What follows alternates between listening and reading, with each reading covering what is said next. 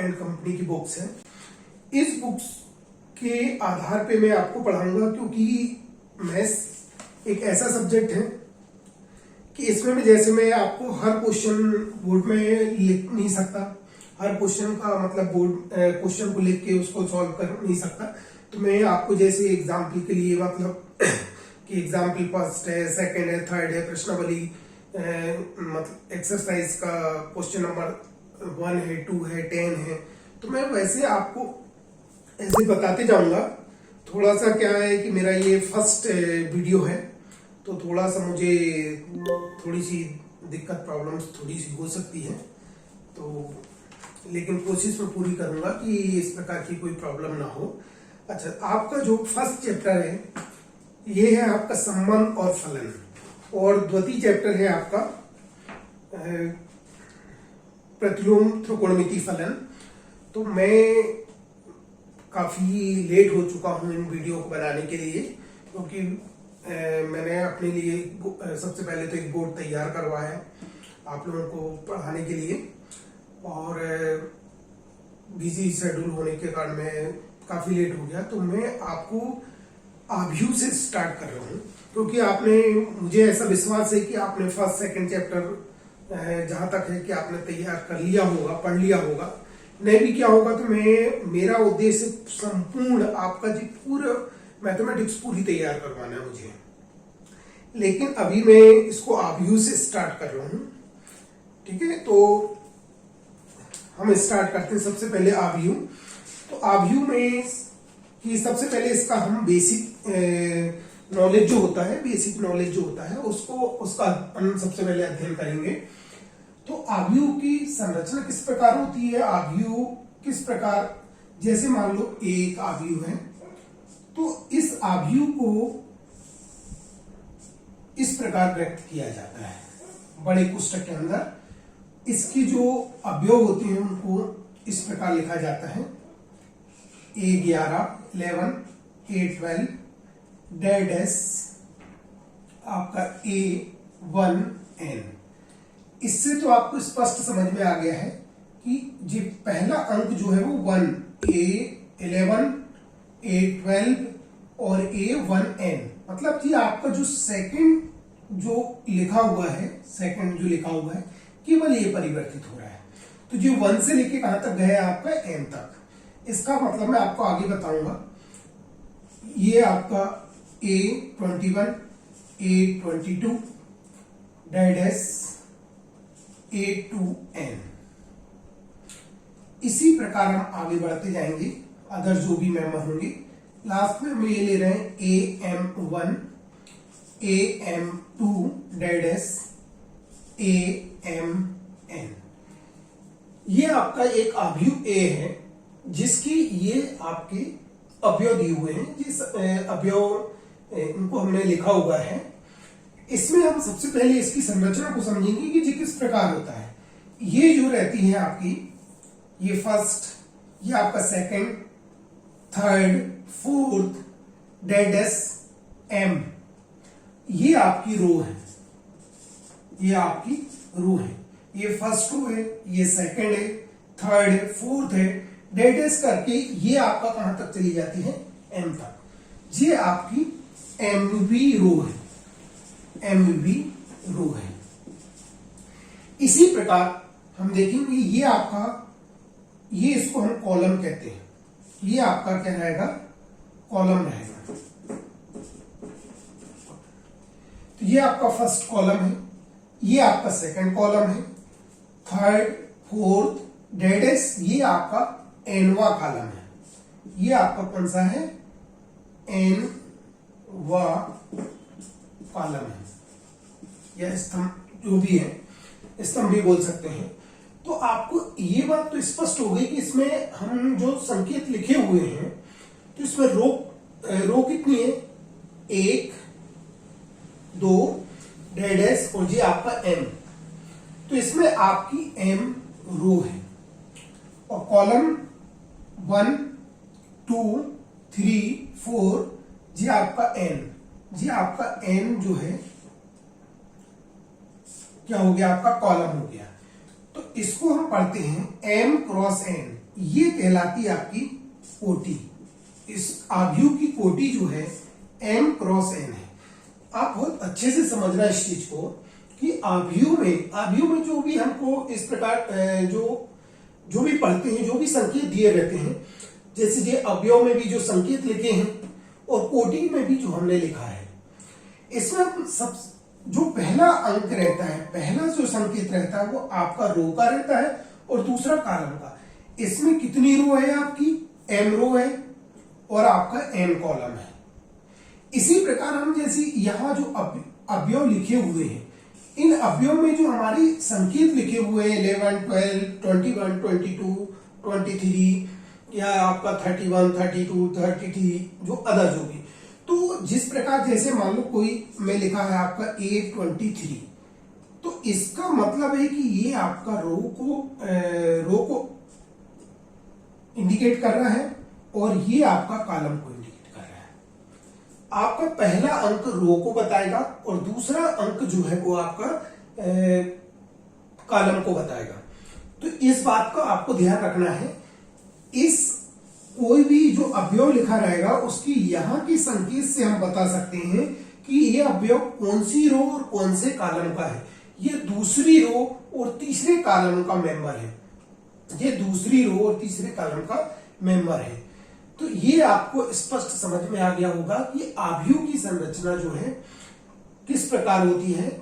आव्यूह जो रहते हैं, हम इसको बड़े कोष्टक के अंदर इनके अवयवों को लिखते हैं और इनको हम रो और कॉलम के रूप में ऐसा व्यवस्थित करते हैं, जिसमें तो इस आव्यूह में अगर हम देखें तो m कॉलम है और m रो है और n आपके कॉलम है। तो रो की संख्या गुणित आपका कॉलम की संख्या, इसको हम आव्यूह की कोटि कहते हैं। ये आपको स्पष्ट हो गया होगा। अब हम बात करते हैं इस आव्यूह को। ये आपका एक विस्तृत रूप में लिखा हुआ है। इस आव्यूह को हम संक्षिप्त रूप में, मतलब छोटे रूप में इस प्रकार लिख सकते हैं AIJ, और यहां इसकी कोटि हो जाएगी m क्रॉस n। AIJ मतलब ये आपको बता रहा है कि ये अवयव जो है IB पंक्ति और J व कॉलम का अवयव है। यहां पर I और J, I का मान आपका 1, 2, 3 डैश m तक है। ये आपका रो की संख्या कितनी है? रो की संख्या आपकी m है और कॉलम की संख्या जो है आपकी वो 1, 2, 3 डैश कहां तक है? आपका n तक। तो संक्षिप्त रूप में हम इसको इस प्रकार भी लिख सकते हैं।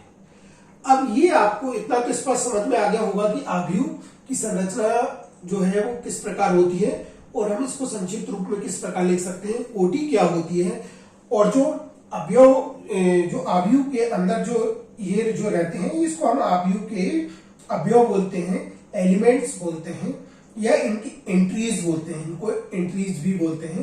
तो इतना हमको ध्यान रखना है। और इनका यथावत स्थान होता है जिनको हम ये संकेतों के द्वारा दर्शाते हैं। जो संकेत नीचे लिखा रहता है उसमें पहली रो होता है और दूसरा आपका अंक जो दर्शाता है वो कॉलम को दर्शाता है। अब हम आते हैं आव्यूह के प्रकार। आव्यूह की मतलब कितने प्रकार होते हैं। नंबर 1 आपका होता है पंक्ति आव्यूह। नंबर 1 होता है आपका पंक्ति आव्यूह। इसके नाम से स्पष्ट है पंक्ति आव्यूह, मतलब जिसमें केवल पंक्ति होती हो, केवल पंक्ति होती हो, मतलब ऐसा आव्यूह जिसमें केवल एक पंक्ति होती हो और उसमें कॉलमों की संख्या भले ही अधिक हो सकती है लेकिन पंक्ति केवल एक होती हो। जैसे कि A बराबर, मतलब ये आव्यूह इस प्रकार आ जाएगा आपका A11, A12 डैश A1n। मतलब इसकी स्पष्ट है आपको कोटि। इसमें पंक्ति कितनी है आपकी? 1 है, तो ये पंक्ति 1 हो गई और स्तंभ आपके कितने हो गए? आपके n हो गए। ये आपका क्या कहलाएगा? पंक्ति आव्यूह। इसी प्रकार हम सेकंड में आ जाए तो क्या हो जाएगा आपका स्तंभ आव्यूह या कॉलम आव्यूह, स्तंभ आव्यूह। अब इसके नाम से आपको स्पष्ट समझ में आ गया होगा, जैसे कि पंक्ति आव्यूह मतलब जिसमें केवल एक पंक्ति हो, तो स्तंभ आव्यूह मतलब जिसमें केवल एक स्तंभ हो। स्तंभ आव्यूह का मतलब क्या हो गया, जिसमें केवल एक स्तंभ हो।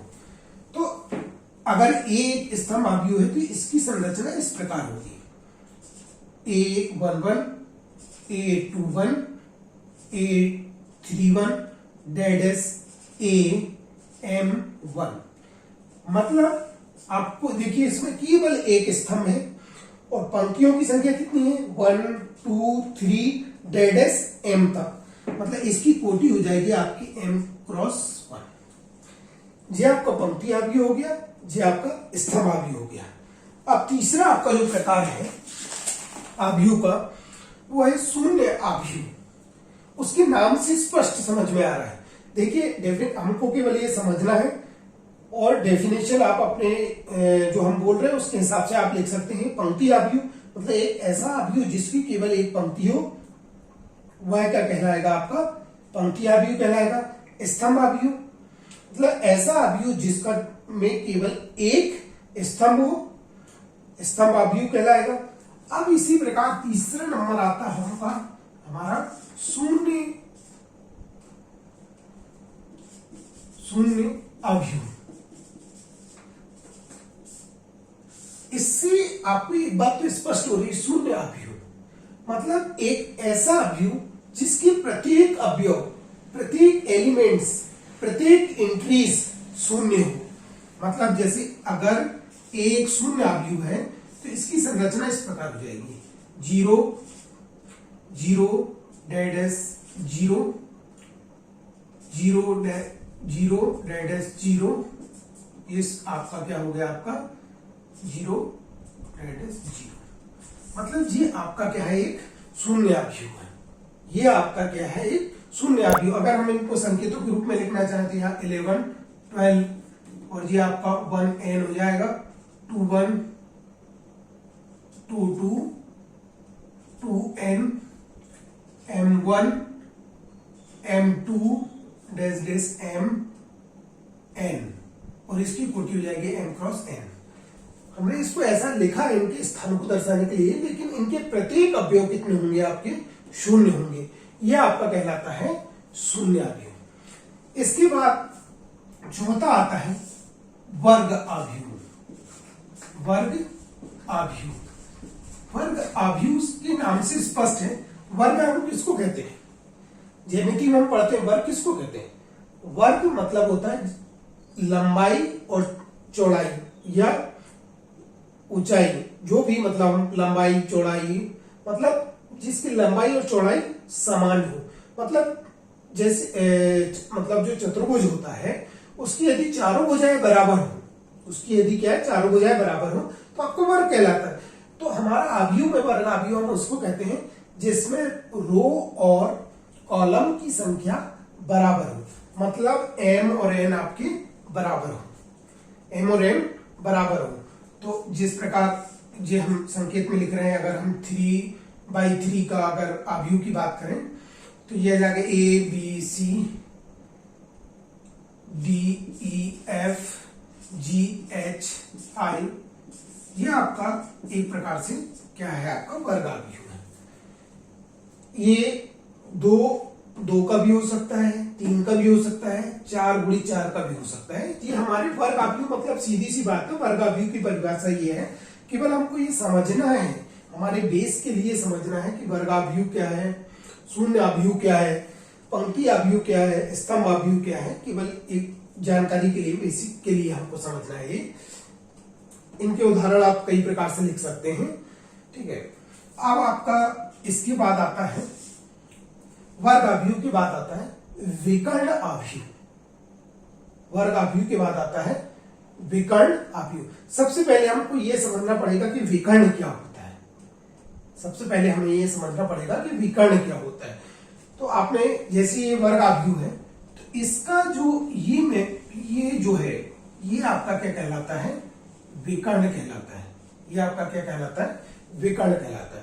तो हम विकर्ण आव्यूह की बात करेंगे तो विकर्ण आव्यूह विकर्ण अवयव। तो मतलब एक ऐसा अवयव, मान लो ए एक विकर्ण अवयव है, एक ऐसा अवयव कि जिसके विकर्ण के अवयव को छोड़ के, जिसमें केवल विकर्ण वाले जो अवयव हैं उनको छोड़ के अदर सभी क्या हो आपके शून्य हो, मतलब विकर्ण को छोड़ के बाकी सब क्या हो आपके शून्य हो, तो हम उसको विकर्ण अवयव कहते हैं। जैसे एग्जाम्पल के लिए हम इसी को बना दे रहे हैं विकर्ण अवयव। तो आपका ए शून्य शून्य शून्य, ई शून्य शून्य शून्य, और ये आपका आई, ये आपका क्या कहलाए एक प्रकार से विकर्ण अवयव। यहां पर आप अपने संकेत के हिसाब से ए बी सी भी ले सकते हैं, जो भी आप लिखना चाहे एक्स वाई जेड ले सकते हैं, ये अपने ऊपर है। लेकिन विकर्ण अवयव का मतलब विकर्ण की अवयव को छोड़कर अन्य सभी आपके क्या हो शून्य हो, वो क्या कहलाएगा आपका विकर्ण अवयव कहलाएगा। अब विकर्ण अवयव से मिलता जुलता ही हम अगला अवयव आ रहे हैं, कौन सा आपका छठवा, अदिश अवयव। अदिश अवयव, अब अदिश अवयव में मतलब विकर्ण जी आपका देखिए यहां तीनों एक दूसरे से कनेक्ट है।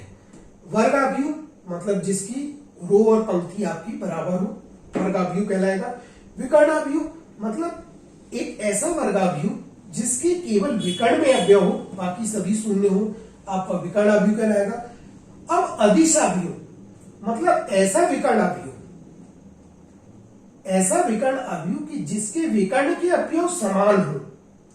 मतलब आप तो एक बात तो स्पष्ट हो गई कि आप अदिश अवयव किसको बोल रहे हैं कि वह विकर्ण अवयव, मतलब अदिश अवयव अपने आप में विकर्ण अवयव भी है, वह विकर्ण अवयव जिसके विकर्ण के अवयव क्या हुआ आपके समान हो, वो क्या कहलाएगा आपका अदिश अवयव। मतलब जैसे अगर हम इसी को लिखें तो ये आपका ए शून्य शून्य शून्य ए शून्य शून्य शून्य ए, ये आपका क्या कहलाएगा विकर्ण अदिश अवयव कहलाएगा। ये क्या कहलाएगा आपका अदिश अवयव कहलाएगा। इसी प्रकार अगला नेक्स्ट आपका अवयव आता है तत्समक अवयव,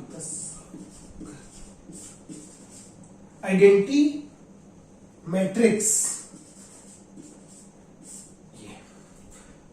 तो ये सब एक दूसरे से कनेक्ट है। तत्समक अवयव से तात्पर्य है कि एक ऐसा अदिश अवयव या विकर्ण अवयव जिसके विकर्ण के अवयव क्या हो आपके 1 1 हो। तत्समक अवयव मतलब इसको हम इकाई अवयव भी कहते हैं, इसको हम इकाई अवयव भी कहते हैं। मतलब ये आपका एक ऐसा अदिश अवयव है कि इसके विकर्ण के अवयव क्या होते हैं आपके 1 1 होते हैं, 1 1 मतलब 0 0 1, ये आपका तत्समक अवयव है। तो सबसे पहले हम इसको फिर से एक बार रिपीट कर लें, दोहरा लें इसको कि अवयव क्या होता है। सबसे पहले हमने जो स्टार्ट किया है अवयव क्या होता है, तो अवयव की संरचना मतलब अवयव के बारे में हम पढ़ रहे हैं। तो सबसे पहले तो अवयव आपकी अवयव की संरचना इस प्रकार होती है। ये आपका अवयव है, इसमें आपकी m रो है, n कॉलम है, तो अवयव की कोटि क्या कहलाएगी m क्रॉस n कहलाएगी।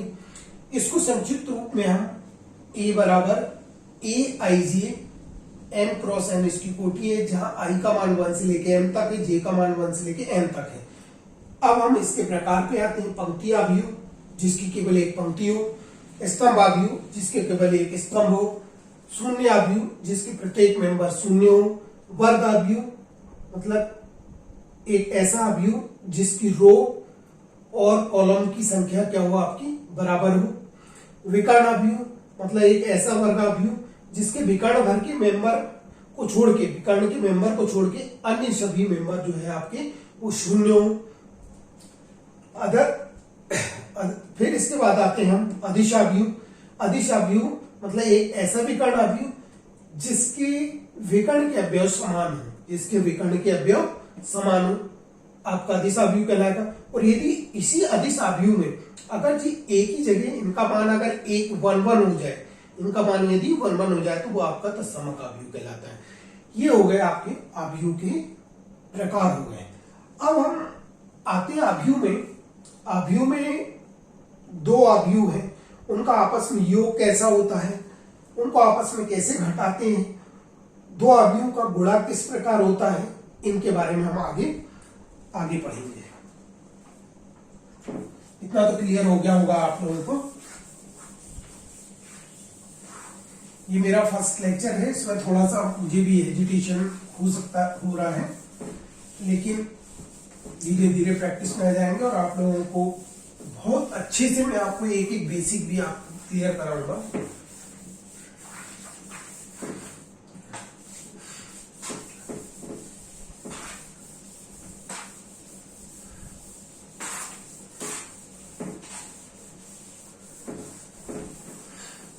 चलिए आगे।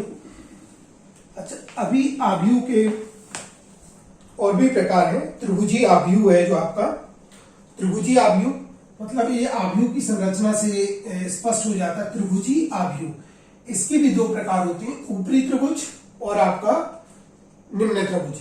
अभी जैसे हमने एक विकर्ण आव्यूह पढ़ा था, ये आपका विकर्ण होता है। इन विकर्ण को लेते हुए ऊपर की सभी अवयव को छोड़कर इधर नीचे के अवयव, यदि सभी अवयव आपकी शून्य हो तो हम इसको ऊपरी त्रिभुज आव्यूह कहते हैं। और यदि नीचे वाले विकर्ण के अवयव और उससे नीचे वाले अवयव को छोड़कर ऊपर की यदि सभी शून्य हो तो हम उसको निम्न आव्यूह बोलते हैं। ये आप इसमें देख सकते हैं, आपका बुक्स में आपको दिए हुए हैं ऊपरी त्रिभुज आव्यूह और निम्न त्रिभुज आव्यूह। ठीक है, तो हम यदि इनको लिखते भी हैं तो इस प्रकार लिख सकते हैं A11 A12 डैश A1n, ये आपका शून्य हो जाएगा। A22 डैश A2n, इसके बाद आपका ये शून्य हो जाएगा। अगला A33 डैश A3n होगा। इसी प्रकार हम चले, अगर n डैश बीच में लगा दें और लास्ट में ये आपके शून्य होंगे, केवल ये सब शून्य होंगे, अंतिम अवयव mn होगा, इसकी कोटि m क्रॉस n। ये आप इसमें देखेंगे कि विकर्ण में हमेशा क्या होता है, 11, ये आपका 22, 23, 24, मतलब ये आपके बराबर रहते हैं। ये आपका क्या कहलाएगा, ऊपरी त्रिभुज आव्यूह। अगर इसी को हम ऊपर वाले को शून्य कर दें और यहां पर संख्याएं कर दें तो ये आपका निम्न त्रिभुज हो जाएगा। ये उतना इंपॉर्टेंट नहीं है, हम आगे चलते हैं। इसके बाद भी एक दिया हुआ है क्षैतिज आव्यूह। क्षैतिज आव्यूह से मतलब एक आयताकार आव्यूह, मतलब जिसमें क्या रहेगा आपका क्षैतिज आव्यूह, मतलब जिसमें पंक्तियों की संख्या स्तंभों की संख्या से आपकी कम हो। मतलब क्षैतिज आव्यूह ऐसा कहलाएगा जिसमें पंक्तियों की संख्या स्तंभों की संख्या से कम हो। जैसे कहने का मतलब ये आपका जाएगा क्षैतिज आव्यूह, ये आपका ABCDEFGH,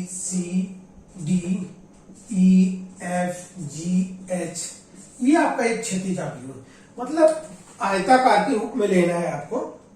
आयताकार के रूप में पंक्ति आपकी क्या हो, आपकी पंक्ति केवल यहाँ 2 है, कॉलम आपके 4 है। अगर कॉलम 3 भी रहेंगे तो भी ये क्षैतिज आव्यूह कहलाएगा, क्योंकि पंक्ति सिर्फ 2 है और आपका कॉलम कितने हैं, आपके 4 है। फिर क्षैतिज, अब इसी को हम यदि मतलब खड़ा कर देते हैं, क्षैतिज आव्यूह, हॉरिजॉन्टल आव्यूह है। अब आपका आ जाता है आपका ऊर्ध्वाधर आव्यूह, वर्टिकल आव्यूह। तो इसी को हम इस प्रकार लिख सकते हैं ABCDEFGH,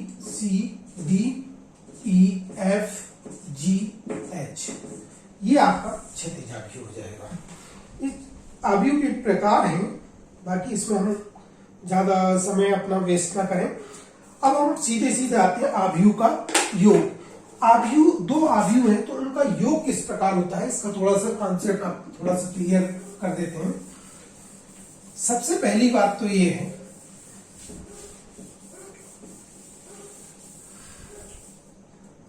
कि 2 आव्यूह मान लो ए और बी दो अवयव हैं,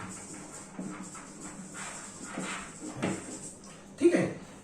ए और बी दो अवयव हैं, तो दो अवयव के बीच, मतलब ए और बी दो अवयव हैं, तो इनके बीच में या तो आप एडिशन, मतलब इन दोनों का योग, या इन दोनों को आपस में घटा कब सकते हैं। इनमें योग की क्रिया या घटाने की क्रिया, प्लस माइनस की क्रिया कब होगी, अगर दोनों अवयव की कोटि समान है, दोनों अवयव की यदि कोटि समान है, तभी इनके बीच में प्लस माइनस की क्रिया हो सकती है, संक्रिया हो सकती है, अन्यथा नहीं होगी। सबसे पहले आपको इस बात का विशेष ध्यान रखना है, अवयव ए और बी के बीच में प्लस माइनस की संक्रिया तभी होगी जब उन दोनों की कोटि समान हो। इसका कारण क्या है? योग किस प्रकार होता है? यहां पर जो योग होता है इनका, जैसे मान लो ए को हम संक्षिप्त रूप में क्या लिखते हैं, ए आई जे, और एम क्रॉस एन इसकी कोटि होगी। इसी प्रकार दूसरा अवयव आपका बी है, तो हम इसको इस प्रकार भी लिख सकते हैं, बी आई जे और एम क्रॉस एन। तो ए प्लस बी बराबर होता है, ए प्लस बी बराबर होगा, एक प्रकार से हम इसको लिखें तो हम इसको लिख सकते हैं सी आई जे और एम क्रॉस एन, जहां सी आई जे का मतलब है ए आई जे प्लस बी आई जे। यहां सभी के लिए आई का मान जो है वो आपका 1 2 3 डेडेस एम तक है, और जे का मान जो है वो आपका 1 2 3 डेडेस एन तक ये है। इनसे आपको स्पष्ट एक बात समझना है, ए एक ऐसा अवयव है जिसकी कोटि एम क्रॉस एन है, बी एक ऐसा अवयव है जिसकी कोटि एम क्रॉस एन है, मतलब दोनों की कोटि आपकी समान है। तो ए प्लस बी हम इसको माइनस बी लिख सकते हैं, ए प्लस माइनस बी बराबर सी आई जे, क्योंकि ये नया अवयव आ जाएगा, सी आई जे आ जाएगा, और सी आई जे का मान क्या होगा आपका, सी आई जे का मान होगा आपका, सॉरी ये कैपिटल लिख गया, स्मॉल ए, सी आई जे का मान होगा आपका ए आई जे प्लस माइनस बी आई जे, जहां आई का मान 1 से लेके आपका एन तक है, और जे का मान 1 से लेके एन तक है। अब यहां पर ये तो हमने संक्षिप्त रूप में बताया है, एक संकेत के रूप में बताया है, एक्चुअली योग कैसे होता है हम इसी से लिख रहे हैं। ए लिखा है आपका A11, A12, A13 डेडेस A1N, ठीक, विस्तृत रूप में लिख रहे हैं इसको हम A21, A22, A23 डेडेस A2N डेडेस AM1, AM2, AM3 डेडेस AMN। इसी प्रकार हम बी की बात करें, बी अवयव की बात करें, इसी प्रकार बी अवयव की बात करें तो ये हो जाएगा आपका B11, B12, B13 डेडेस B1N, B21, B22, B23 डेडेस B2N डेडेस BM1, BM2, BM3 और BMN, ये आपका दो अवयव है। तो जब हम इनको प्लस माइनस करेंगे तो किस प्रकार होता है, एक्चुअली क्या होता है, इसका फर्स्ट जो मेंबर है, इसका जो फर्स्ट मेंबर, पहली पंक्ति पहला कॉलम, पहली पंक्ति पहला कॉलम का अवयव, इनका क्या संगत, मतलब जो दोनों संगत अवयव हैं उनका प्लस माइनस होता है। कहने का तात्पर्य यदि हम a प्लस बी को लिखें बराबर, तो a प्लस बी मतलब ये दोनों का एडिशन होगा, ये आ जाएगा आपका A11 प्लस B11, राइट। दूसरा आपका जाएगा, दूसरा मेंबर A12 प्लस B12। तीसरा आपका A13 plus B13 date S A1n plus B1n। इसी प्रकार यहां पर आ जाएगा A21 प्लस B21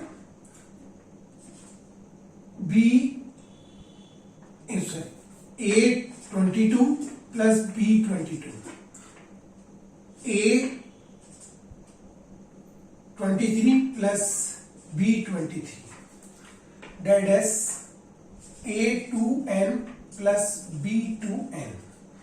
इसी प्रकार डेट एस ये क्या आ जाएगा आपका AM1 plus BM1 AM2 plus PM2 AM3 plus PM3 dots AMN plus BMN। ठीक है, इससे क्या आपका नया अवयव आ जाएगा।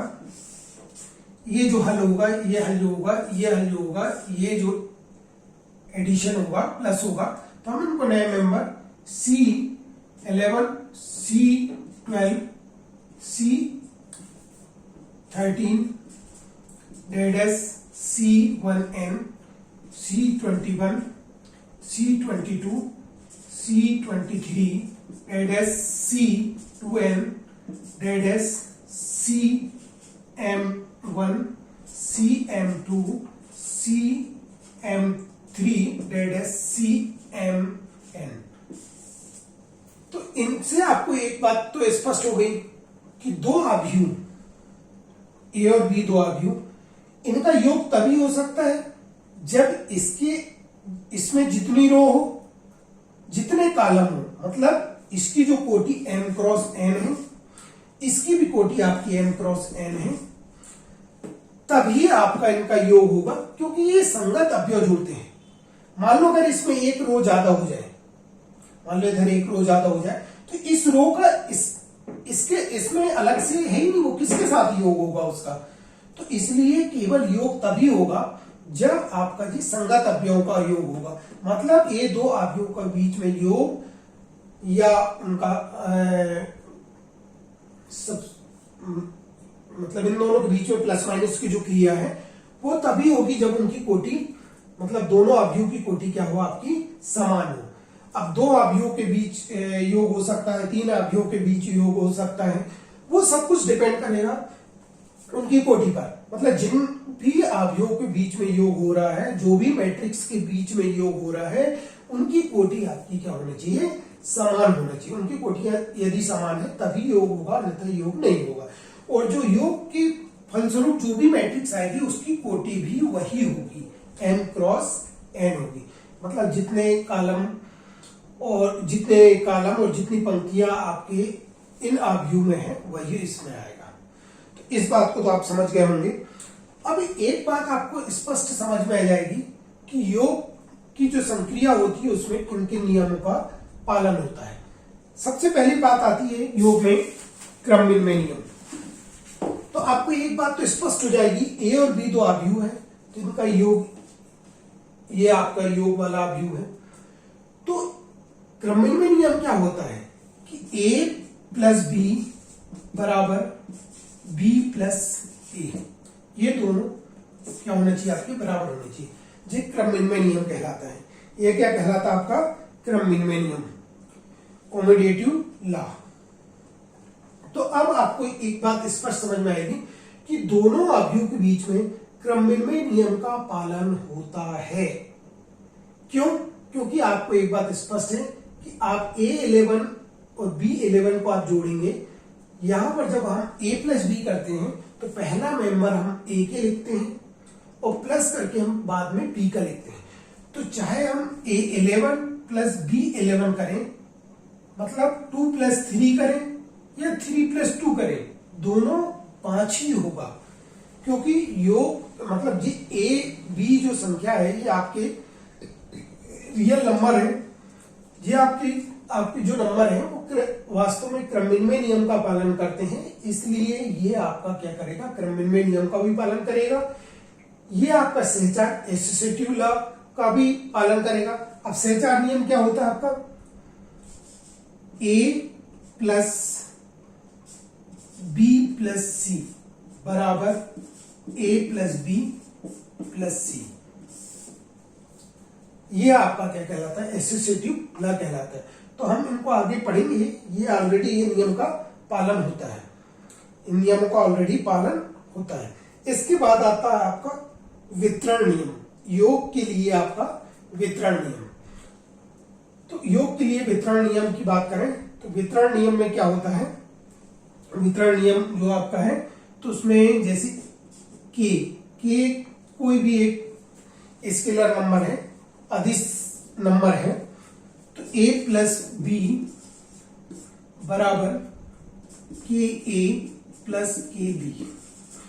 ये आपका मैट्रिक्स नहीं है, ये कोई एक संख्या है, ये जो है आपकी कोई एक संख्या है।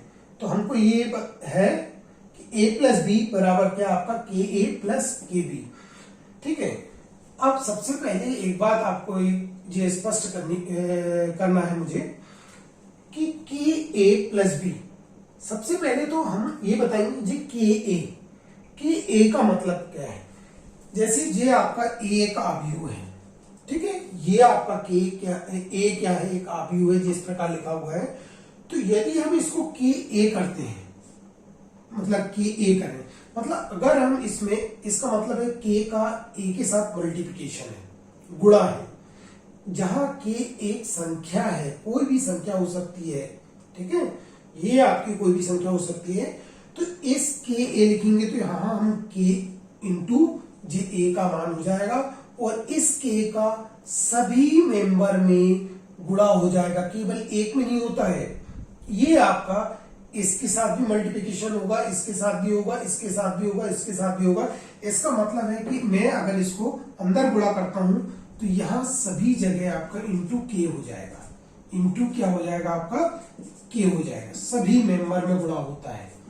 अगर किसी भी एक अदिश राशि का हम किसी अवयव में गुणा करते हैं तो क्या हो जाएगा आपका, इसमें सभी में उसका गुणा हो जाएगा। इसी प्रकार बी में भी करेंगे तो सब में गुणा हो जाएगा।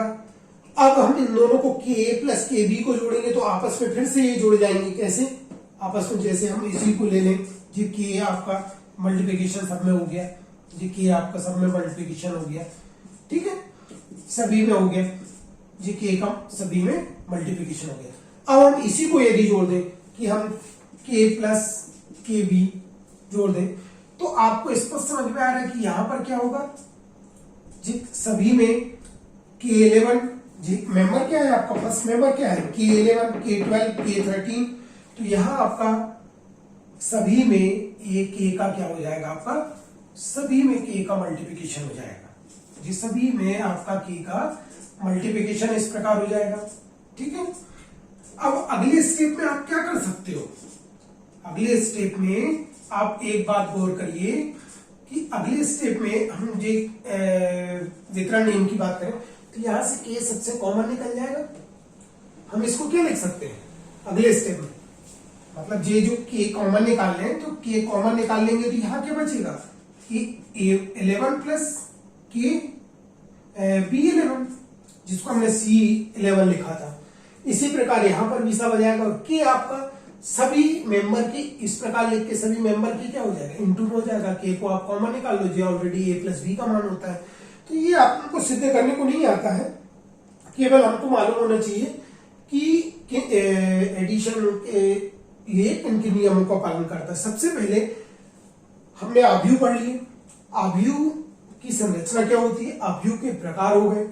इसके बाद हमने पढ़े कि अवयव में योग की क्रिया या माइनस की क्रिया किस प्रकार होती है, प्लस की क्रिया या माइनस की क्रिया किस प्रकार होती है।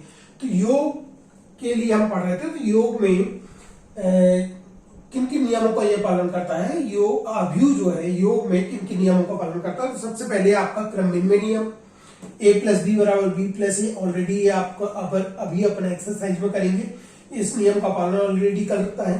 दूसरा सहचार नियम का पालन करता है। तीसरा आपका वितरण नियम का पालन करता है, जहां के एक आपका क्या है, एक स्केलर राशि है, अदिश राशि, कोई भी संख्या हो सकती है वो। ठीक है, इतना आपको क्लियर हो गया।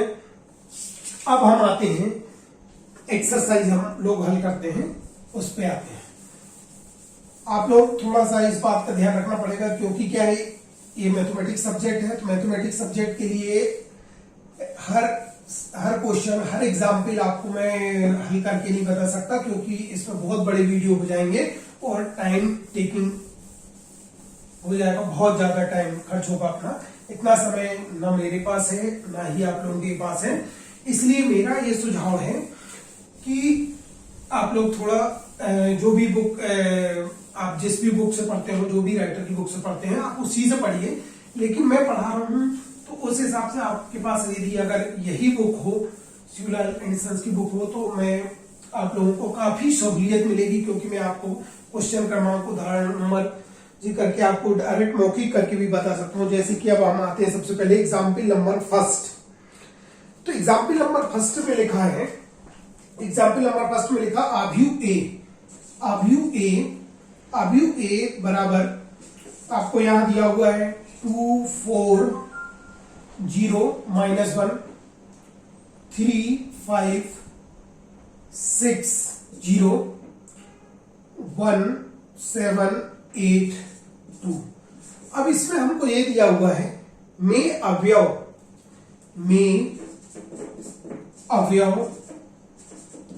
अवयवों कितना आपका A14 A22 A32 A34 के मान लिखिए।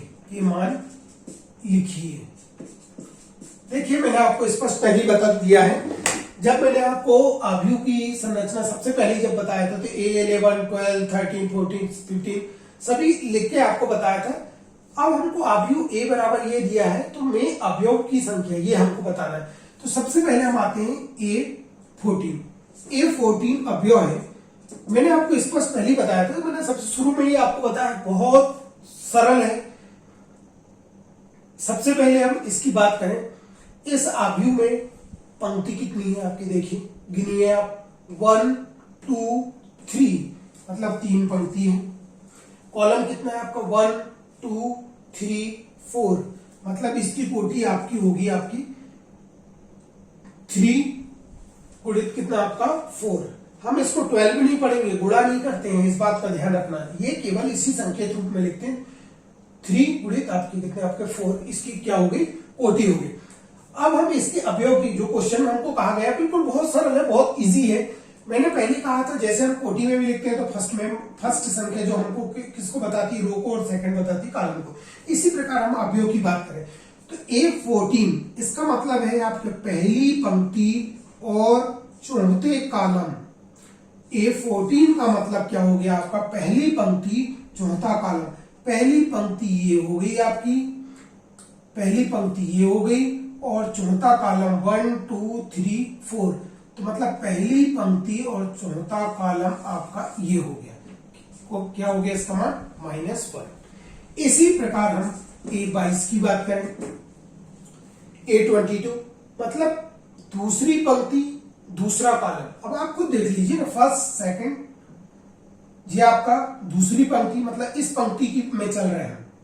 इस पंक्ति में अब देखिए आप, दूसरा कॉलम कौन सा है, फर्स्ट सेकंड, मतलब क्या हो गया आपका 5, और इजी है।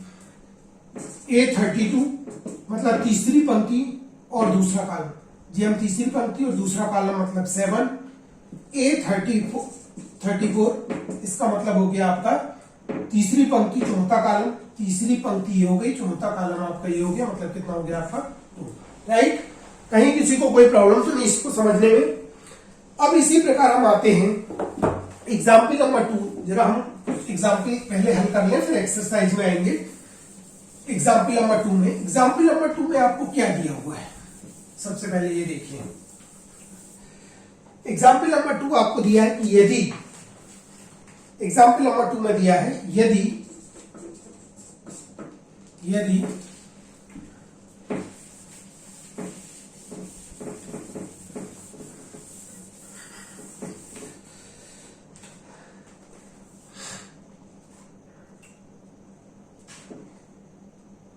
यदि x माइनस वाई और ये आपका z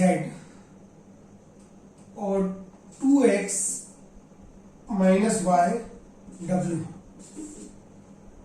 बराबर कितना दिया आपका -1,405। तो एक्स वाई जेड और डब्ल्यू सभी के मान आपको निकालना है। सबसे पहले तो आपको ये समझना है कि यदि ये दो अवयव बराबर हैं तो हमको एक्स वाई जेड के मान निकालना है। तो सीधा सीधा इंप्लाइज भाई ये दोनों बराबर है, मतलब x माइनस वाई, ये आपका पहली पंक्ति पहला कॉलम का मेंबर है, पहली पंक्ति पहला कॉलम का मेंबर दिया जाएगा x माइनस वाई बराबर -1। ठीक है। अरे भाई ये दो अवयव आपके बराबर हैं, तो ये दो अवयव बराबर तभी कहलाएंगे जब इनके संगत एलिमेंट्स बराबर हो। ये आपका पहली पंक्ति पहला कॉलम का मेंबर, पहली पंक्ति दूसरा कॉलम का मेंबर, दूसरी पंक्ति पहला कॉलम का मेंबर और दूसरी पंक्ति दूसरा कॉलम का मेंबर बराबर हो। ये आपका स्पष्ट हो गया, x माइनस वाई बराबर 1 हो जाएगा, z बराबर आपका कितना 4 हो जाएगा, 2x माइनस वाई बराबर 0 हो जाएगा और w बराबर कितना आपका 5 हो जाएगा।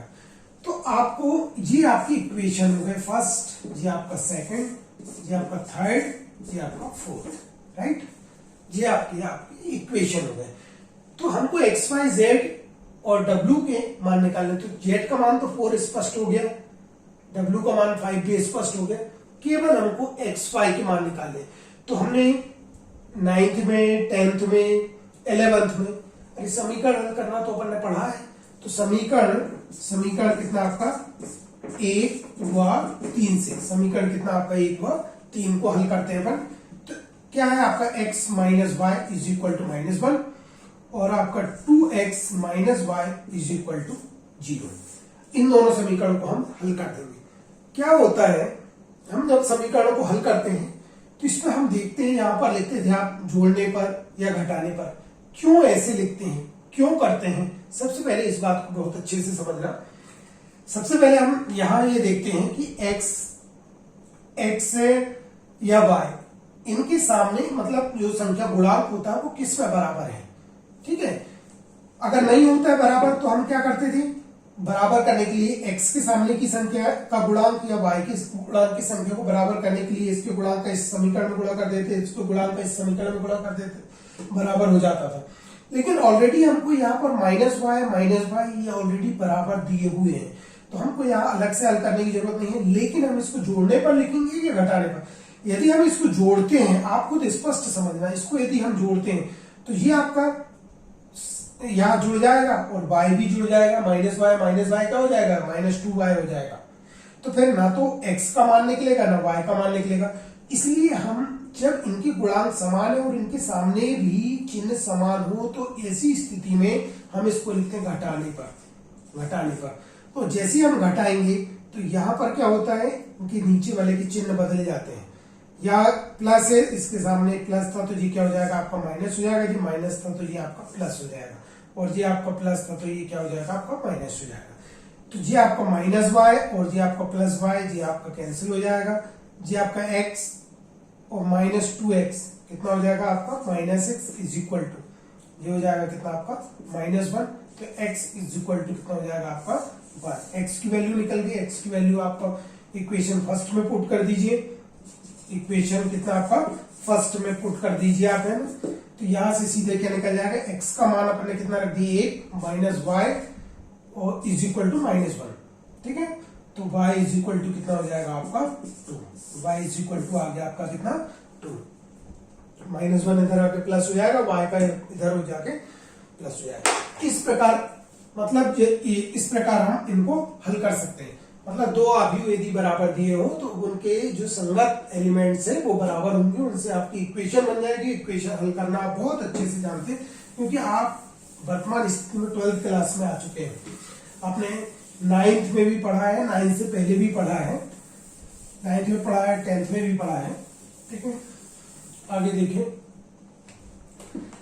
आगे इसी प्रकार हमको दिया हुआ है एग्जाम्पल नंबर 2b, दो आव्यूह बराबर है तो x प्लस वाई का मान ज्ञात कीजिए।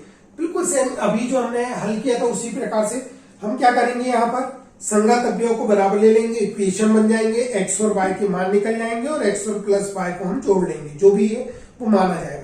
फिर इसी प्रकार एग्जाम्पल नंबर 3 दिया है, यदि आव्यूह a बराबर इतना हो तो 3a का मान ज्ञात करो। बिल्कुल बहुत इजी है, मैं इसमें टाइम वेस्ट नहीं करूंगा, आप समझ सकते हैं। यदि आव्यूह a का मान, मतलब जैसे चलिए हम लिख दे रहे हैं जल्दी से, a बराबर हमको दिया हुआ है, यहाँ पर कितना दिया हुआ है 2 - 5 और 2 - 5 1 -2 1 4, ये आपको दिया हुआ है। a बराबर इतना दिया तो 3a ज्ञात कीजिए, सीधी सी बात है। 3a बराबर हो जाएगा आपका 3 × 2 - 5 1 -2 1 4, तो ये आपका आ जाएगा कितना। मैंने आपको पहले बताया था कि जब यहां जैसे हमने k का गुणा करके पहले हमने किए थे ना वितरण नियम, जब मैंने बताया था कि k का मल्टीप्लिकेशन किए थे, तो जो k का मान एक प्रकार से आप मान लीजिए 3 है, तो ये जो 3 है इसका सभी मेंबर के साथ गुणा हो जाएगा। ये हो जाएगा आपका 3 × 2 3 × -5 और 3 × 1, ये आपका 3 × -2 और 3 × आपका 1 और 3 × आपका 4, तो ये इक्वल टू आ जाएगा आपका कितना 6 - 15 3 और ये आपका -6 3 और ये आपका 12, राइट। ये आपका इस प्रकार हल हो जाएगा। अब इसी प्रकार हमको दिया है एग्जाम्पल नंबर 4 दिया हुआ है, यदि a बराबर a का अवयव दिया हुआ है, b बराबर a का अवयव दिया तो a प्लस b ज्ञात कर लीजिए। बिल्कुल बहुत इजी, आप लोग हल कर लेंगे, मैं इसमें बिल्कुल टाइम वेस्ट नहीं करना चाहता। a आपका ये दिया हुआ है, a एक अवयव दिया हुआ है, b एक दूसरा अवयव दिया रहेगा, तो हम क्या करेंगे इसमें संगत अवयव को केवल जोड़ना है। आपको ज्यादा इसमें प्रयास, मतलब ज्यादा मेहनत नहीं करनी पड़ेगी आपको। इसी प्रकार आपको दिया है 4th b में एक एग्जाम्पल दिया है, यदि a बराबर इतना b बराबर इतना तो a - b ज्ञात कीजिए। a - b मतलब आपका दोनों को आपको घटाना है, संगत अवयव को आप घटा देंगे, ये आपसे बन जाएगा। ठीक है, इसके आगे हम चलते हैं।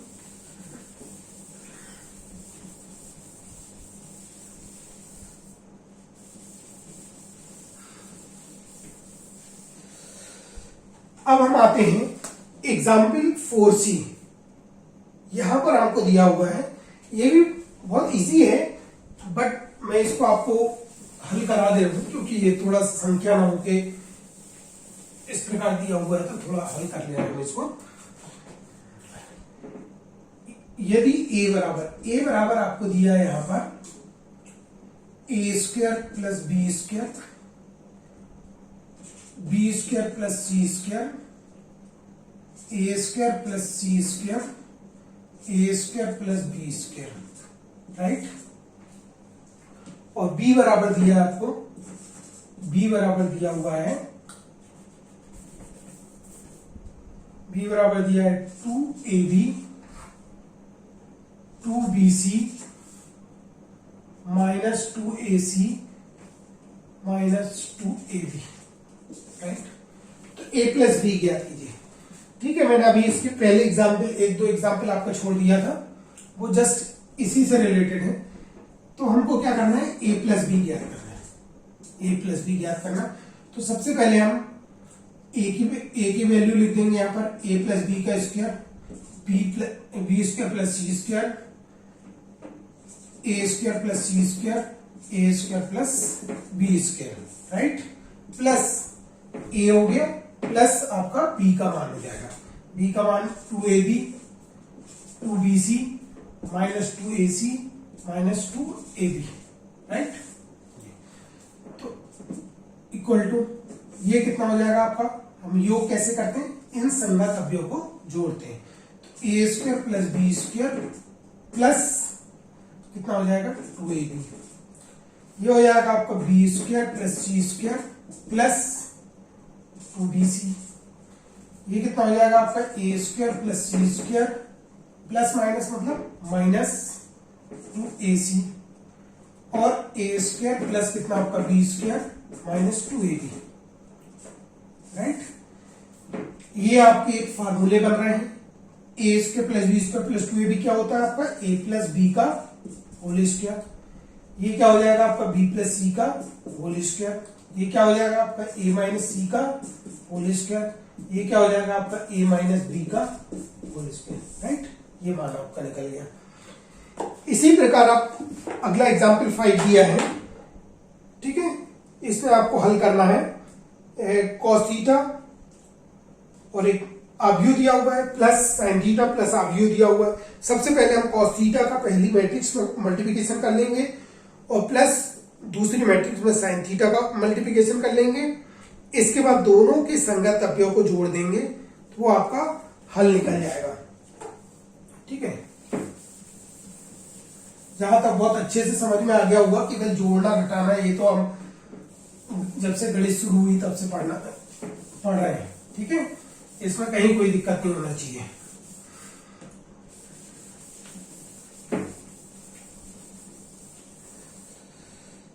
इसके बाद एग्जाम्पल नंबर आपका 6 दिया हुआ है, a बराबर b बराबर तो 2a प्लस 2b ज्ञात कीजिए।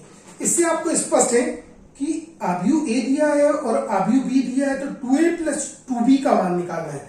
मतलब a दिया है आपको और b दिया है तो आपको 2a प्लस 3b का मान निकालना है, 3b का। तो सबसे पहले हम आव्यूह a में 2 का गुणा कर लेंगे, आव्यूह b में 3 का गुणा कर लेंगे और फिर जो हल आएगा उसको आपस में जोड़ लेंगे। ये आपसे बन जाएगा, बिल्कुल बहुत सरल है, कोई दिक्कत नहीं। इसी प्रकार एग्जाम्पल नंबर 7 में a बराबर दिया है, b बराबर दिया है, c बराबर दिया है। तो हमको निकालना 2a plus b minus c का मान ज्ञात करना है। क्या निकालना हमको 2a plus b minus c का मान ज्ञात करना है। तो a आव्यूह भी दिया हुआ है, b भी दिया है, c भी दिया है, ठीक है। तो 2a निकालना मतलब a में 2 का गुणा करना है, उसके साथ b को जोड़ना है और जो आए उसमें c को घटा देना है। बिल्कुल बहुत इजी है, कोई दिक्कत नहीं। एग्जाम्पल नंबर 8 भी आपका ऐसे ही है। अब हमको एग्जाम्पल नंबर 9 जब इस प्रकार लिखा हो तो हम कैसे करेंगे इस चीज को देखिए। एग्जाम्पल नंबर 9,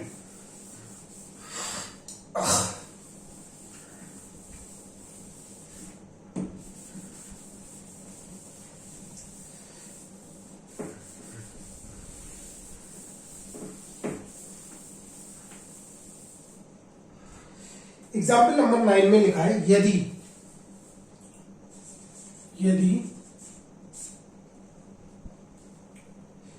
डायगोनल a बराबर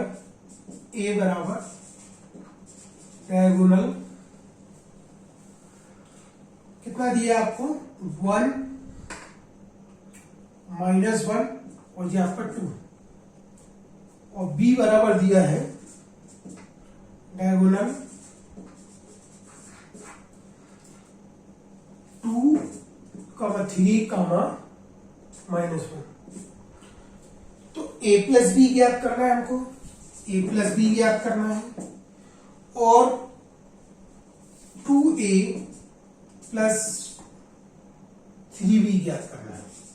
बहुत इजी है एक्चुअली। ये आव्यूह a संकेत के रूप में लिखा हुआ है, आव्यूह a भी संकेत के रूप में लिखा हुआ है, आव्यूह b भी संकेत के रूप में लिखा हुआ है। हमने जब आव्यूह के प्रकार पढ़ रहे थे, तब हमने पढ़ा था विकर्ण आव्यूह। ध्यान है आप लोगों को, जब हमने क्या पढ़ा था विकर्ण आव्यूह। सबसे पहला तो विकर्ण आव्यूह कैसा होता है, वर्ग आव्यूह होता है। मतलब उसमें कॉलम और रो की संख्या क्या होती है आपकी बराबर होती है, ठीक है। और उस विकर्ण आव्यूह में क्या होता है, केवल विकर्ण वर्ग के मेंबर जो रहते हैं, मतलब क्या कहना चाहिए, विकर्ण के मेंबर को छोड़ के बाकी सभी अवयव जो होते थे वो क्या होते थे आपके शून्य होते थे। इसलिए हमने इसको सरल रूप में, संक्षिप्त रूप में डायगोनल 1, माइनस 1, 2 मतलब आव्यूह a बराबर लिखा है आपका डायगोनल कितना आपका 1, माइनस 1, 2। तो हम इसको आव्यूह रूप में इस प्रकार लिखेंगे 1, 0, 0 पहला जो मेंबर है आपका 1, 0, 0, फिर 0, ये आ जाएगा विकर्ण में -1 और ये 0 0 0 2। मतलब ये केवल आपके विकर्ण के अवयव लिखे हुए थे। यहाँ पर क्या लिखे हुए थे? केवल विकर्ण के अवयव लिखे हुए थे। इसी प्रकार बी की बात करें हम, तो बी की बात करें तो क्या लिखा है हमारा बी का? डायगोनल 2, 3, -1। इसका मतलब क्या हो जाएगा आपका? 2 0 0 0 3 0 0 0 कितना आपका? -1। अब आपको क्या ज्ञात करना है? a plus b. अरे भाई हम इन दोनों को जोड़ देंगे, ठीक है, और फिर 2a + 2b ज्ञात करना। तो a में हम 2 का गुणा कर देंगे और b में हम 3 का गुणा कर देंगे और दोनों को फिर जोड़ लेंगे, बन जाएगा। कहीं कोई दिक्कत भाई? अब इसके बाद हम आते हैं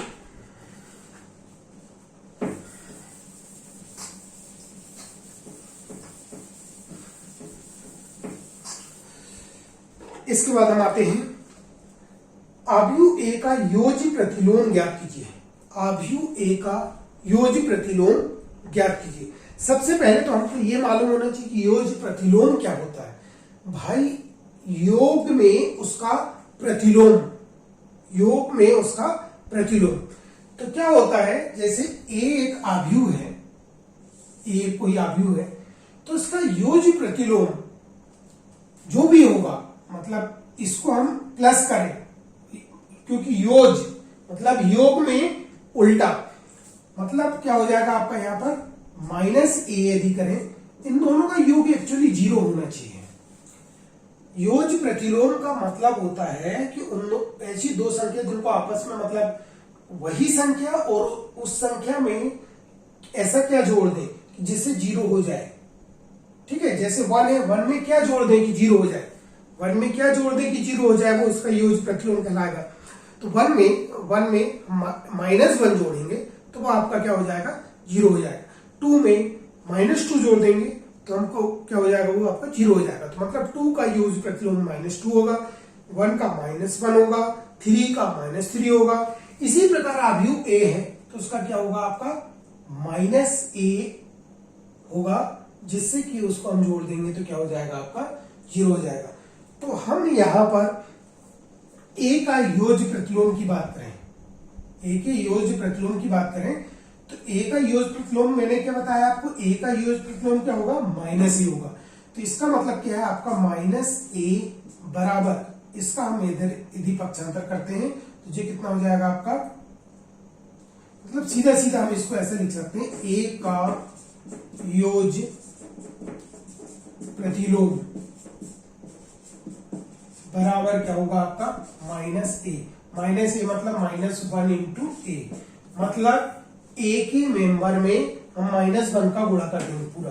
तो ये क्या हो जाएगा आपका? -1 इंटू a। आव्यूह A कितना दिया हुआ है आपको? -3 4, और ये दिया हुआ है आपका 4 -2, और आपका -3 कितना आपका? 1। तो इस -1 का हम सभी मेंबर में क्या हो जाएगा? सभी में, क्योंकि मैंने पहले ही बताया है कि आव्यूह में जब भी गुणा होता है, आव्यूह में जब भी गुणा होता है, जिसका भी गुणा होगा उसके सभी अवयव में उसका गुणा हो जाता है, सभी में गुणा होता है। ठीक है, तो इस -1 का हम सब में गुणा कर देंगे तो कितना हो जाएगा? -1 का 3 के साथ गुणा होगा तो कितना हो जाएगा आपका? ये मैं शॉर्ट में आपको बता रहा हूं, लेकिन आप जब एग्जाम में जब इन क्वेश्चनों को हल करेंगे तो आपको स्टेप बाय स्टेप लिखना चाहिए। A का योज्य प्रतिलोम बराबर -1 इंटू a हो जाएगा, फिर -1 इंटू ये आव्यूह लिखोगे, फिर -1 का सबके साथ पहले ऐसा गुणा करके लिखोगे, -1 इंटू -3, ये आपका पहला मेंबर, -1 इंटू कितना हो जाएगा? 4, -1 इंटू कितना आपका? 4, यहां हो जाएगा -1 इंटू कितना आपका? -2, यहां हो जाएगा -1 इंटू -3, और यहां हो जाएगा -1 इंटू ये हो जाएगा आपका 1, राइट। तो ये हो जाएगा आपका कितना आ जाएगा? 3 -4 2 और 3 और कितना हो जाएगा? -1। ये आपका हल आ जाएगा। मतलब A बराबर आपको ये लिखा हुआ था तो उसका योज्य प्रतिलोम आपका ये आ जाएगा। इसी प्रकार एग्जाम्पल नंबर 11 A दिया है, A बराबर इतना हो तो आव्यूह X ज्ञात करो जहां X प्लस A बराबर 0। अरे भाई यही क्वेश्चन है, ठीक है। उसने क्या कर दिया है? A प्लस X, मतलब इसको X लिख दिया, बराबर क्या आपका? 0। तो x बराबर क्या आ जाएगा, इसका अपन अंदर पक्षांतर कर देंगे, माइनस ए आ जाएगा, और माइनस ए हो जाएगा मतलब 1 का -1 का पूरे में सब में गुणा हो जाएगा। इसी प्रकार आपका 11 हमको दिया हुआ है यहाँ पर 11b में दिया कि आव्यूह x ज्ञात कीजिए ताकि 2a + b + x बराबर 0। तो मतलब हमको आव्यूह x का मान ज्ञात करना है, इसका मान ज्ञात करना है, आव्यूह x का मान ज्ञात करना, कब ज्ञात करना है, जब 2a + b + x बराबर 0। 0 क्या है, ये 0 संख्या वाला 0 नहीं है, ये शून्य आव्यूह है। ये क्या है आपका, एक शून्य आव्यूह है, ये संख्या वाला 0 नहीं समझना आप इसको। क्यों, क्योंकि ये इस साइड यदि आव्यूह, ये पूरी संरचना आपकी आव्यूह के रूप में, आव्यूह है, ये भी आव्यूह है, ये भी आव्यूह है। तो हमने कहा था बीच में इक्वल टू का निशान है, तो दो मतलब इधर भी मैट्रिक्स होगी और इधर भी मैट्रिक्स होगी, बस इतना है कि इधर जो है वो आपकी शून्य मैट्रिक्स होगी। जिस कोटि की इधर मैट्रिक्स होगी उसी कोटि की आपकी इस साइड मैट्रिक्स होगी। तो यहां पर अगर हम x की वैल्यू ज्ञात करना चाहें तो क्या होगा, x बराबर हो जाएगा आपका शून्य आव्यूह माइनस क्या हो जाएगा आपका 2a + b। इसका मतलब क्या हुआ आपका, ये शून्य आव्यूह का तो कोई मतलब नहीं है, ये तो शून्य, चाहे प्लस करो चाहे माइनस करो, शून्य इसके प्रत्येक मेंबर को इनके साथ जोड़ोगे घटाओगे वो कोई फर्क नहीं पड़ेगा उससे। तो ये हो जाएगा 2a माइनस कितना आपका b, इसका मतलब क्या हो जाएगा 2 - 2 इंटू कितना हो जाएगा आपका a प्लस -1 इंटू कितना आपका b। मतलब a में आप -2 का गुणा कर लेना, b में आप -1 का गुणा कर लेना और उसके बाद दोनों को जोड़ देना, तो क्या निकल जाएगा आपका आव्यूह x निकल जाएगा, आव्यूह आपका x निकल जाएगा। इसी प्रकार आपको 11c एग्जाम्पल दिया हुआ है, a बराबर दिया, b बराबर दिया, तब कोटि 3 × 2 का आव्यूह x ज्ञात कीजिए। बिल्कुल सेम इसी प्रकार करना है, तो पक्षांतर आप कर देंगे, बिल्कुल जोड़ना घटाना आपसे बन जाएगा, कहीं दिक्कत नहीं होगी। 12 एग्जाम्पल दिया हुआ है कि यदि a प्लस मैट्रिक्स दिया है बराबर मैट्रिक्स दिया है तो a का मान ज्ञात कीजिए। बिल्कुल कोई दिक्कत नहीं, आप पक्षांतर कर दीजिए, ठीक है, इक्वल टू निकल जाएगा आपका 11। एग्जाम्पल 13 दिया हुआ है, एग्जाम्पल आपका 13 भी दिया हुआ है। तो एग्जाम्पल 13 में क्या दिया हुआ है आपका x5 ज्ञात कीजिए, मतलब आपको यहाँ मैट्रिक्स दी हुई है, ठीक है। इसमें आपको क्या करना है, जो संक्रिया जो दी है पहले आपको 2 का गुणा, मतलब मैट्रिक्स में आप उनको हल कर दीजिए। पहली 2 इंटू पहले एक मैट्रिक्स दी है प्लस फिर मैट्रिक्स दी है इक्वल टू अगली मैट्रिक्स दी है, बस कर देंगे, आपकी इक्वेशन बन जाएंगे। इक्वेशन को हल करोगे आप XY के मान निकल जाएंगे। इसी प्रकार आपका एग्जाम्पल नंबर 14 दिया हुआ है, ठीक है। एग्जाम्पल नंबर 14 दिया, आव्यूह में इस आव्यूह पे एक घात संचय के रूप में व्यक्त कीजिए। एक घात संचय के रूप में व्यक्त करने का मतलब क्या होता है, किसी आव्यूह को अगर एक घात संचय के रूप में मतलब एक समीकरण के रूप में व्यक्त करना है तो उसके लिए हमको इस क्वेश्चन को आप देख लीजिए। एक घात संचय के रूप में व्यक्त करना मतलब क्या होता है, ठीक है, एक समीकरण के रूप में हमको व्यक्त करना है। एक्चुअली उस आव्यूह को हमको क्या करना है, एक समीकरण के रूप में व्यक्त करना है, एक घात संचय।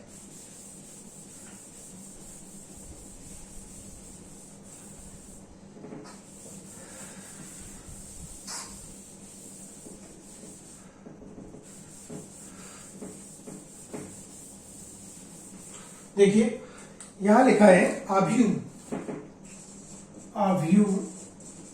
कितना आपका आव्यूह दिया हुआ है -3, 7, 5 और ये आपका 0। इस आव्यूह को अन्य आव्यूह दिए हुए हैं आपको, इस आव्यूह को आव्यूह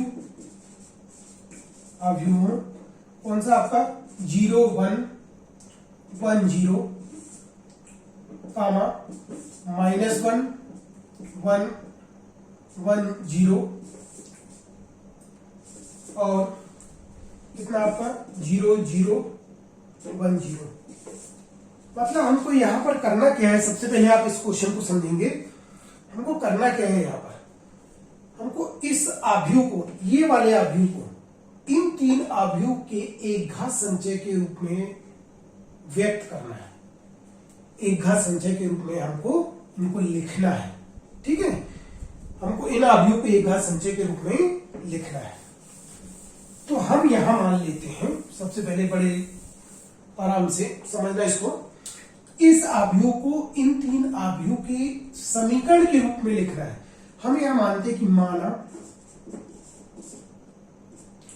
x y z, ठीक है, तीन वास्तविक संख्याएं, रियल नंबर संख्याएं इस प्रकार है कि, इस प्रकार है कि कैसा है, मतलब x y z तीन वास्तविक संख्याएं इस प्रकार हैं कि क्या, ये वाला अवयव जो आपका लिखा हुआ है कितना, -3 7 5 और कितना आपका 0 is equal to x into 0 1 1 0 plus y into -1 1 1 0 plus z into 0 0 1 0, right. ये है आपका, मतलब हमको इस अवयव को इन तीन अवयव के एक घात संचय के रूप में व्यक्त करना था। तो हमने पहले अवयव में मान लो कि x का गुणा हो रहा है, इसमें y का गुणा हो रहा है, इसमें z का गुणा हो रहा है, तो ये जो है तीनों के हैं आपस में, मतलब ये पूरा बराबर है। अब यहां पर हमको x y z हमने माना था, इनकी वैल्यू हमको ज्ञात करना है। तो वैल्यू उसी प्रकार ज्ञात करना भाई, हम इनको x का इसमें गुणा कर देते हैं, y का इसमें कर देते हैं, z का इनमें कर देते हैं, फिर तीनों को आपस में जोड़ देते हैं, इसके साथ कंपैरिजन करके इक्वेशन बन जाएंगे। इक्वेशन से x y z की मान निकाल लेंगे और इन मानों को अपन यहाँ पर रख देंगे। इसको हम इक्वेशन नंबर फर्स्ट दे देंगे। हम सबसे पहले हमको क्वेश्चन में क्या कहा था, इस अवयव को इन तीन अवयव के एक घात संचय के रूप में व्यक्त करना है। तो हमने यहाँ से हल करना शुरू किया है। माना x y z बराबर इतना, ठीक है, यहाँ पर माना x y z तीन वास्तविक संख्याएं इस प्रकार हैं कि इस अवयव के बराबर x इंटू अवयव प्लस y इंटू अवयव प्लस z इंटू अवयव। तो अब इनको हम आगे हल करते हैं। इंप्लाइज, जब इधर इक्वल टू चलता है तो हम इधर अगले स्टेप बढ़ाने के लिए इंप्लाइज का निशान लगाते हैं। डबल इंप्लाइज जी कहलाएगा। तो ये कितना हो जाएगा आपका, -3 7 5 0। ये आपका कितना हो जाएगा, x का आपका हम डायरेक्ट कर दे रहे हैं गुणा यहाँ पर x का, तो 0। ये कितना हो जाएगा आपका, x हो जाएगा, x और 0 हो जाएगा। अब यहाँ प्लस y का गुणा कर दे रहे हैं, ये कितना हो जाएगा आपका, -y, y और ये y और कितना हो जाएगा 0, राइट। प्लस z का 0 0 z 0। अब आगे फिर चलेंगे हम, ये कितना हो जाएगा आपका, -3 7 5 0 इज इक्वल टू, अब देखिए इनको हम डायरेक्टली जोड़ दे रहे हैं, यहाँ 0 प्लस -y प्लस 0 कितना हो जाएगा आपका, 0 -y प्लस कितना आपका 0। यहाँ कितना हो जाएगा आपका x प्लस y प्लस 0। यहाँ कितना हो जाएगा x प्लस y प्लस कितना आपका z। और यहाँ हो जाएगा आपका कितना 0 प्लस कितना आपका 0 प्लस कितना आपका 0, राइट। अब यहां से हम अगले स्टेप में, ये कितना हो जाएगा आपका, -3 7 5 0। ये कितना इज इक्वल टू कितना हो जाएगा आपका, ये -y x प्लस y, ये आपका x प्लस y प्लस कितना आपका z और जी आपका 0। देखिए यहां से अब कंपैरिजन करिए आप, -3 बराबर -y कितना हो जाएगा आपका, -3 बराबर -y इंप्लाइज कितना हो जाएगा आपका, y इज इक्वल टू कितना आपका 3, y की वैल्यू निकल गई। अब यहां से हम कंपैरिजन करें, 7 इज इक्वल टू कितना हो जाएगा आपका x प्लस वाई, तो x plus y is equal to कितना हो जाएगा 7। अब यहां से हम इक्वेशन 2 से, ठीक है, समीकरण कितना आपका 2 से y की वैल्यू रख देंगे यहाँ पर, तो x प्लस y की वैल्यू 3 रख देंगे इज इक्वल टू 7, तो x इज इक्वल टू हो जाएगा कितना आपका 4, x इज इक्वल टू कितना हो जाएगा आपका 4। अब हम आ जाए जी, कितना हो जाएगा आपका यहाँ पर, x plus y plus z बराबर कितना आपका 5। इक्वेशन नंबर आपका 3 हो जाएगा।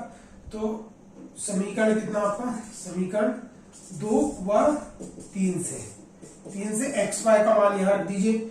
x का मान कितना है आपका 4 प्लस y का मान कितना है आपका 3 प्लस z का z इज इक्वल टू कितना हो जाएगा आपका 5। 4 plus 3 plus z is equal to 5, तो z इज इक्वल टू कितना हो जाएगा आपका 5 माइनस कितना आपका 7, 5 माइनस कितना आपका 7, तो z इज इक्वल टू हो जाएगा -2। ये आपका x y और z की वैल्यू निकलेगी। इन तीनों को हमको वैल्यू को कहां रखना है, इक्वेशन नंबर 1 में। समीकरण कितना आपका 1 में x y व z के मान रखने पर x y z के मान आप रख दीजिए, तो ये हो जाएगा आपका कितना आपका -3 7 5 0 इज इक्वल टू, बस इसको गुणा नहीं करना है, बस इसी रूप में लिखना है। 4 इंटू कितना हो जाएगा आपका 0 1 1 0 प्लस 3 इंटू कितना आपका -1 1 और 1 0 और z का -2 इंटू कितना आपका z की वैल्यू -2 थी, कितना हो जाएगा आपका 0 0 और कितना 1 0।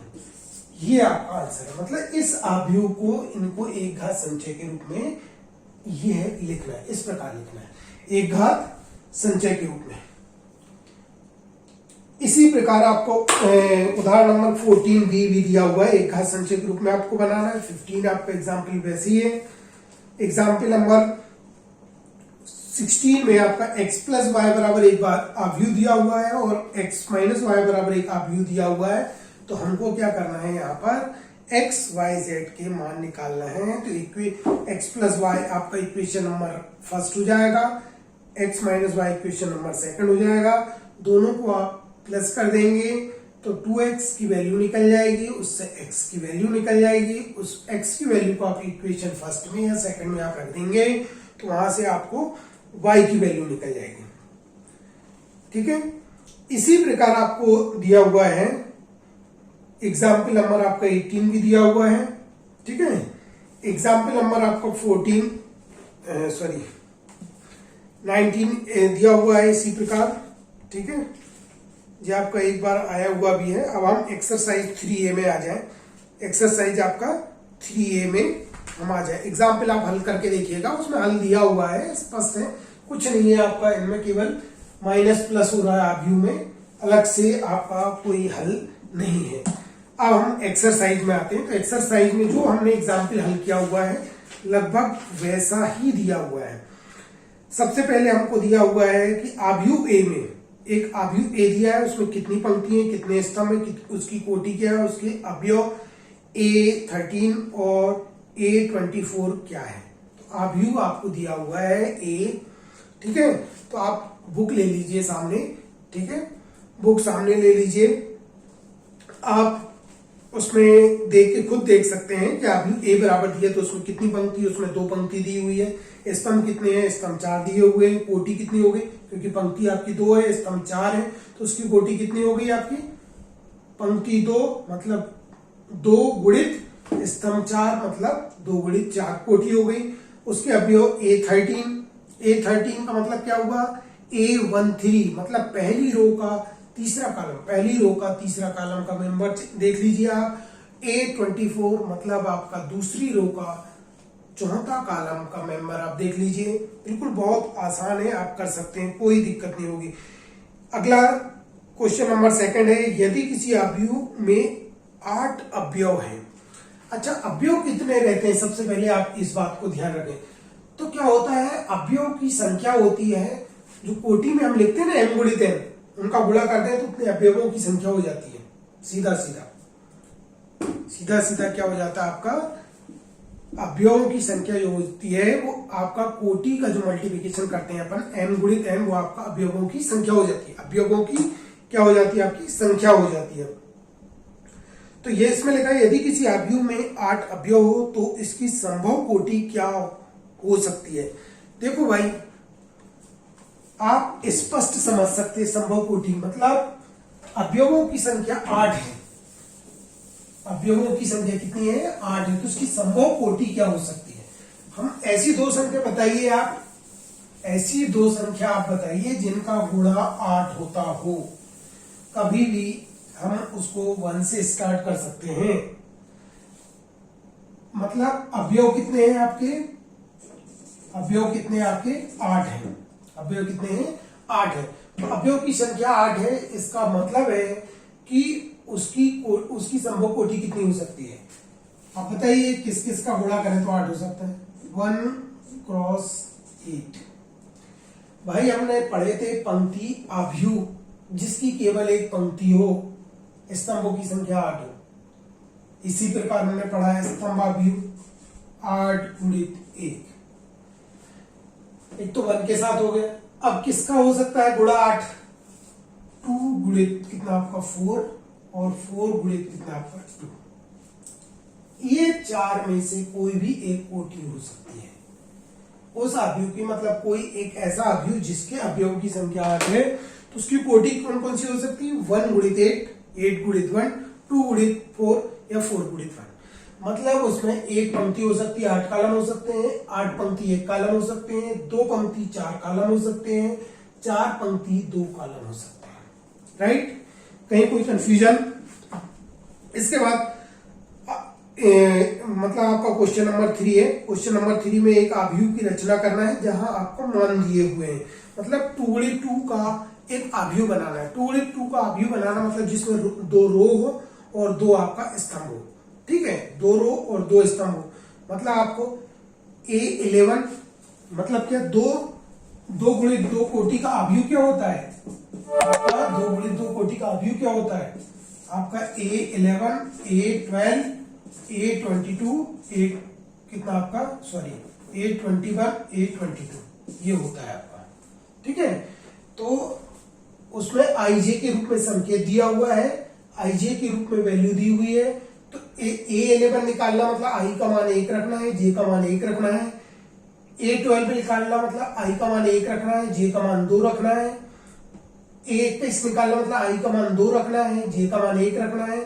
और A22 निकालना मतलब I का मान आपको 2 रखना है, J का मान भी आपको 2 रखना है। ठीक है, तो आपका ये निकल जाएगा। राइट? कोई प्रॉब्लम इसमें? चलिए आगे देखते हैं। 1 मिनट।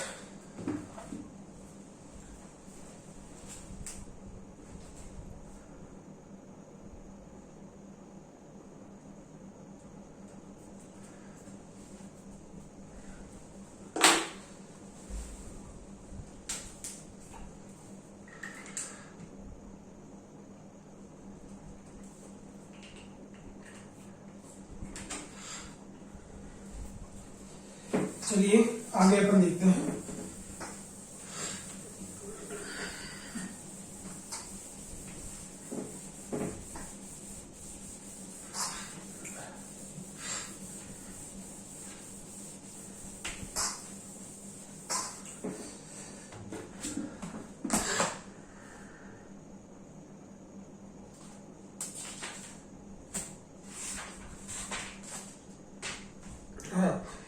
अब इसके बाद हमको मतलब क्वेश्चन नंबर 4 है, ये भी आपसे बन जाएगा। ABC के मान निकालना है। फिर क्वेश्चन नंबर 5 आपका A बराबर दिया तो 2A और -3A निकालना है, ये भी बन जाएगा आपसे। 6 में आपको A बराबर दिया हुआ है तो A का योग निकालना मतलब -A निकालना है। A का योग निकालना मतलब क्या निकालना है आपको? -A निकालना है। यदि A बराबर एग्जाम्पल क्वेश्चन नंबर 7 है आपका, A बराबर इतना, B बराबर इतना, तो 2A + 2B बिल्कुल बन जाएगा आपका। इसी प्रकार क्वेश्चन नंबर 8 है, A बराबर इतना, B बराबर इतना, तो A + B, A - B ज्ञात करना है, ये भी बन जाएगा आपसे। 9 में भी A + B, A - B निकालना है। 10th भी वैसी है, 11th वैसी है, 12th क्वेश्चन वैसी है। 13 भी आपका वैसे 13 में A B C 3 दिए हुए हैं और ज्यादा नहीं, 2/2 की मैट्रिक्स दी हुई है, ज्यादा कठिन नहीं है इसमें। 4A + 2B - 3C निकालना। क्या निकालना? 4A + 2B - 3C निकालना। A में 4 का गुणा करना है, B में 2 का गुणा करना है और C में 3 का गुणा करना है। तो 4A + 2B और -3C। ठीक है, बन जाएगा आपका 14 क्वेश्चन भी आपका वैसी है। 15 में आपको x इंटू मैट्रिक्स दी हुई है प्लस y इंटू मैट्रिक्स दी हुई है इज इक्वल टू आपको एक मैट्रिक्स दी हुई है x y का मान निकालना है। 16, 17, 18, फिर आपका 19 वैसी है, क्वेश्चन आपका 20 वैसी है, आपका 21 भी वैसी है, 22 आपका वैसी है, अलग नहीं है, मतलब 23 में आपका एक घात संचय के रूप में व्यक्त करना है। कोई दिक्कत नहीं, आपसे बन जाएगा ये, कहीं कोई दिक्कत नहीं होगी। ठीक है, तो ये आपका एक्सरसाइज आपकी 3A आपकी कंप्लीट हो जाती है। इसमें मैं जहां तक मैं समझता हूं आपको कहीं भी कोई डाउट नहीं होगा। और मेरा ये फर्स्ट वीडियो है, फर्स्ट वीडियो में थोड़ा सा मुझे भी थोड़ा सा कठिनाई हो रही थी, लेकिन आपको जैसे जैसे हम आगे बढ़ेंगे बिल्कुल मैं आपका एक एक पॉइंट मैथ्स में आपका एक एक पॉइंट आपका क्लियर कराऊंगा, कहीं कोई दिक्कत नहीं होगी और हम पूरी मैथ्स हल करेंगे। लेकिन बस आपसे थोड़ा निवेदन ये है कि अगर आप यही बुक सामने रख के पेन कॉपी लेके अपन हल करते जाए तो हम काफी कुछ इसको बहुत जल्दी से जल्दी हम हल कर सकते हैं। ठीक है, मैं पढ़ते जाऊंगा इस कैसे हल करना है, क्या करना है, उसको बड़े ध्यान से आपको समझना है और आप हल कर लेंगे, कहीं कोई दिक्कत नहीं होगी भाई। बहुत इजी है, हम इस कठिन गणित को हम बिल्कुल सरल बनाएंगे और मैट्रिक्स तो बहुत इजी है, आगे धीरे धीरे थोड़ा सा कठिनाई आएगी लेकिन हम उसको बहुत सरलतम रूप से, क्योंकि मेरा ये मानना है कि मैं जैसे खुद समझता था वैसे ही आप लोगों को समझाऊंगा, बहुत सरलता के रूप में समझाऊंगा। और एक्चुअली क्या है, पहले मैंने क्लासेस ली हुई है 97 से लेके 2008 तक मैंने कंटिन्यू क्लास ली हुई है। 11, 12th और BSc की क्लास लेता था मैं, मैथ्स फिजिक्स पढ़ाता था डिस्ट्रिक्ट यूनी MP में। फिर उसके बाद मेरा सिलेक्शन गवर्नमेंट जॉब में हो गया। हालांकि मैं 2001 में वर्ग 2 में टीचर भी रहा हूँ हाई स्कूल में, तब मैं कोचिंग भी लेता था, लेकिन कोचिंग तो मैं 2001 से पहले से भी पढ़ाता था। ठीक है, तो मैं पढ़ाने की मेरी प्रैक्टिस पहले बहुत अच्छी मतलब बहुत ज्यादा थी, बहुत, और पढ़ाए हुए लड़के काफी जॉब में भी हैं वर्तमान में। फिर उसके बाद 2008 में मेरा गवर्नमेंट जॉब मतलब इसमें रेगुलर जॉब में हो गया, खाद्य सुरक्षा अधिकारी में हो गया था। तो मैं अभी खाद्य सुरक्षा अधिकारी के पद पर MP गवर्नमेंट में हूँ। तो इतना बिजी होते हुए भी मैंने आप लोगों के लिए समय निकाला है और तैयारी करवा रहा हूँ आप लोगों को पढ़ाने के लिए। मेरी इच्छा हुई, क्योंकि जो वर्तमान परिस्थिति जो कोरोना काल है, इसमें ना तो आप लोग स्कूल जा पा रहे हो ना कोचिंग जा पा रहे हो, इसको देखते हुए मैंने मेरे कुछ फ्रेंड्स सर्किल है, उन्होंने भी कहा कि भाई क्यों नहीं तुम थोड़ा ऐसा बच्चों का मार्गदर्शन करो, और मेरे भी दिमाग में आया तो मैंने पर्सनली इसके लिए ये बोर्ड तैयार करवाया और संसाधन भी लिए और क्लासेस आपके लिए ले रहा हूँ। और मैं बहुत अच्छे से बारीकी से, जो मेरा फर्स्ट लेक्चर था इसलिए हो सकता है कहीं थोड़ी बहुत बोलने में आप लोगों को अजीब सा लगे, लेकिन आगे जैसी जैसी मैं इसमें रूटीन में आऊंगा आपको बिल्कुल एक एक चीज क्लियर कराऊंगा। आज हमने जो आव्यूह का पढ़ा है, आव्यूह का जो पढ़ा है केवल प्लस माइनस पढ़ा हुआ है। कल हम 2 आव्यूह का गुणनफल पढ़ेंगे।